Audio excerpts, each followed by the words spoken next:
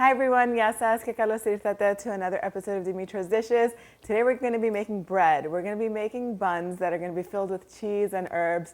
So delicious, perfect with literally anything, or just for dipping if you want to serve these on a charcuterie board with some olive oil, balsamic vinegar. They go great with dinner. They're so good. Let's get started. So we begin by activating the yeast in the bowl of my tabletop mixer. I put in 2 cups of lukewarm water, 2 teaspoons of granulated sugar. It's just a tiny bit of sugar. You can't even taste it, but it helps the yeast activate. Then I put in 1.5 teaspoons of yeast and 1/4 cup of all-purpose flour. Gave that a little mix, and you just want to set it aside and let it do its thing for 8 to 10 minutes. Once a puffy cloud appears on top, that's how you know your yeast is good. Yeast rarely goes bad, but when it does, it doesn't do its job. And its job is to help the bread rise and become nice and fluffy. And if it doesn't do that, you're just going to waste your time and your ingredients. So make sure you do this step first, and then you move on to the next step, which is super simple. So next we're just going to go in and add 1/4 cup of extra virgin olive oil. That's about 4 tablespoons. You can measure it just to be sure. And in my bowl over here, I have 4 cups of all-purpose flour and 1.5 teaspoons of salt. I measured the flour, I weighed the flour to get the gram measurements, and it's 590 grams. Now I know some websites say that a cup of flour is less than this, but this is the measurement that I use to make this recipe work. Just test it. I know flour is different in different parts of the world.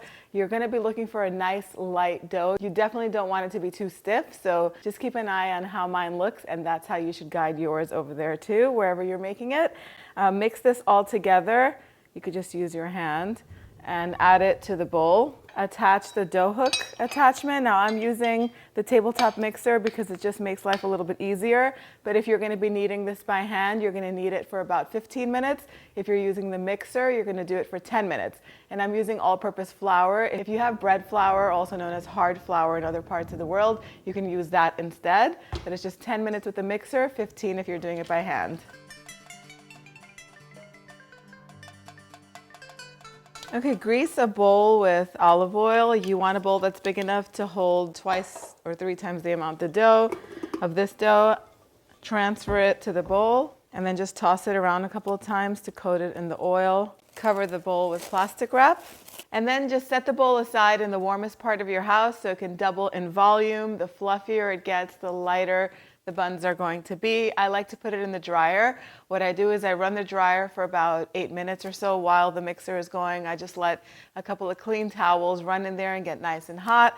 Then I turn the dryer off, put the bowl in there, and it's usually ready in about an hour and 15 or 20 minutes. Otherwise, it can take up until 2 hours. Once it's done, then we're going to go ahead and form the buns. Okay, so now we're going to get the filling ready. You're going to need about 4 ounces of Kefalograviera. That's a Greek sheep's milk cheese. If you can't find it, you can use your favorite cheese that melts well. Cheddar works well in this. A Gruyere cheese is really nice in it because of the tang. This is a little bit tangy because it is a sheep's milk cheese. I love it. Then you're going to add 6 ounces of really good quality feta cheese. Just go ahead and crumble it in there. Always buy feta in a block and just crumble it yourself. And if you could find sheep's milk feta, it is the best feta, so just try to use that. If you can't, cow's milk feta is close, but it's just a little bit drier. A handful of fresh parsley that I've already washed and dried. I'm just going to go ahead and chop it up. You can use a combination of your favorite herbs, dill, mint, parsley all together, or just parsley like I'm using here. It really elevates the filling, and it also adds freshness, which is nice. Just mix everything all together, and that's it. The filling is ready. Okay, I had another batch ready going from the morning. The dough has risen, and it's beautifully light, the way it should be. Just go ahead and transfer it to your counter or cutting board, whatever you're using. And then we're going to cut it into half first, and we need just 12 pieces. So each portion I'm just going to cut into 6 pieces.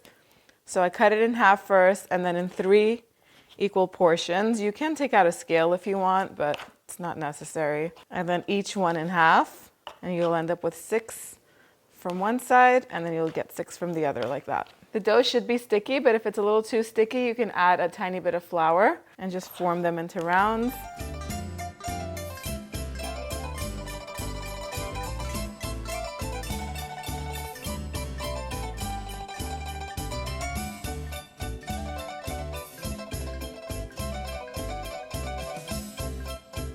Okay, so take each portion of dough at a time and just form it into a round ball, and then press it out and flatten it out into a circle about that big. Let's measure it. I haven't even measured this.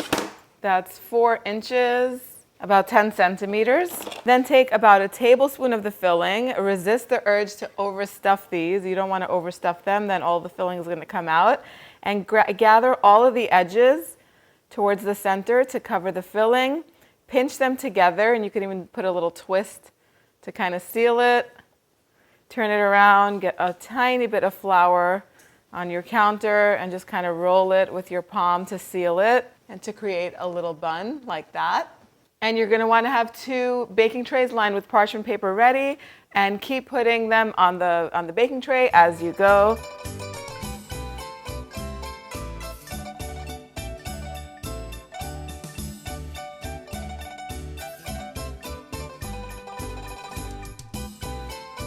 So before you start placing the buns onto the baking pan, make sure that you sprinkle a little bit of semolina flour on top. I have some finely ground semolina flour. It's optional to do this step. It just gives a nice texture to the bottom of the rolls. Just sprinkle a very thin layer on top of the parchment paper and then place the buns on top. I would space them out to no more than 6 per pan because they do rise. Then go ahead and preheat your oven to 350 degrees Fahrenheit. I like to place the pan on top of the stove top.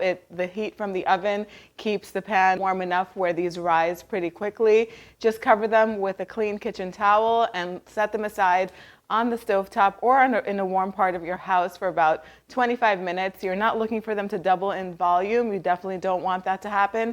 Otherwise, they're going to flatten out. You just want them to get a little bit puffed up. Then go ahead and melt 2 ounces of salted butter. If you don't have salted butter, you can use unsalted butter and sprinkle in a little pinch of salt just to get some flavor in that. Then I like to add a tablespoon or 2 of heavy whipping cream or milk to the butter. Mix that up and brush the tops and the sides of the buns with the melted butter and cream mixture. And then it's optional to sprinkle some sesame seeds on top. I have some black sesame seeds and white sesame seeds. I'll do half and half. Then go ahead and bake them at 350 degrees Fahrenheit on the center rack for 25 to 30 minutes or until they begin to get golden all around. Once they come out of the oven, you want them to cool before you cut into them because the steam in there has to settle. About 10 minutes is all you really need. I like to make a little dipping sauce for these. All I use is really good quality Greek olive oil, some balsamic dressing from our shop, and a little sprinkle of dried oregano. Just look at how soft these are. They open up, they're nice and fluffy on the inside. Time for the taste test. You don't have to serve these with the dipping oil. You can serve these just alongside a salad or whatever meal that you're having, or dips. You could even open these up and fill them with maybe chicken or ground beef or some vegetables. So good. There are no words. Somebody better come and take these away because I could probably finish a whole tray. Bread, homemade bread is my weakness. I did have a little bit of that filling left over. It's better to have a little extra than to run out. I also had some left over from when I was recipe testing. I'll just put it in the same container and refrigerate it. You could use it over anything, in omelets and scrambled eggs, over sauces or soups. It's not going to go to waste. I hope you guys give this recipe a try. The exact measurements are on the website. You can go over there to print this recipe out, dimitrasdishes.com. Let me know what you guys think, and if you have any recipe requests, post them down below. Thank you so much for spending time with me today. I'll see you all next time. Yes,